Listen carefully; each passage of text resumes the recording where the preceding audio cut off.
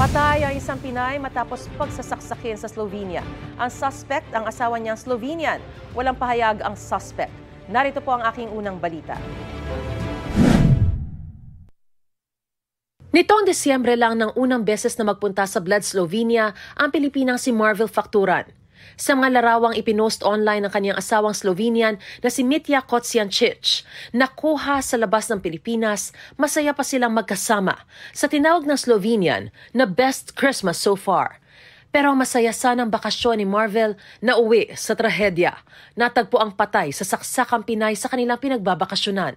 Suspect sa krimen ang sarili niyang asawa. Mula doon sa mga report ng na nakalap ng pulis, ang narinig ay may away na dito na napunta sa pagsaksak sa biktima. Sabi ng pulis, pagpasok nila doon sa apartment, patay na yung biktima. Wala nang buhay. Naabutan pa raw ng mga pulis sa lugar ang suspect na agad inaresto at ikinulong. Ayon sa Commission on Filipinos Overseas, tourist visa ang gamit ni Factura nang umalis, kaya hindi na sumailalim sa kanilang training. We conduct counseling for the spouses of foreign nationals.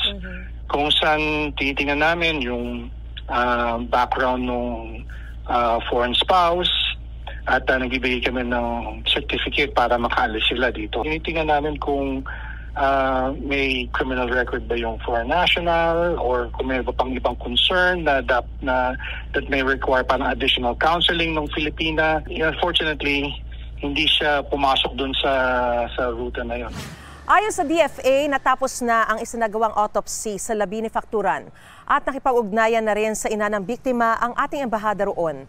Umaasa silang may uuwi na ang labi ni Facturan sa Pilipinas sa loob ng 2 linggo. Tiniyak ng embahada ng Pilipinas sa Austria na tututukan nila ang kaso. Unang-una para siguraduhin na maiuwi yung mga labi ng biktima at pangalawa na syempre may hustisya na mangyayari. Patuloy naming sinusubaybayan at maganda yung ugnayan namin sa pamahalaan ng Slovenia. Ito ang unang balita. Mariz Umali para sa GMA Integrated News.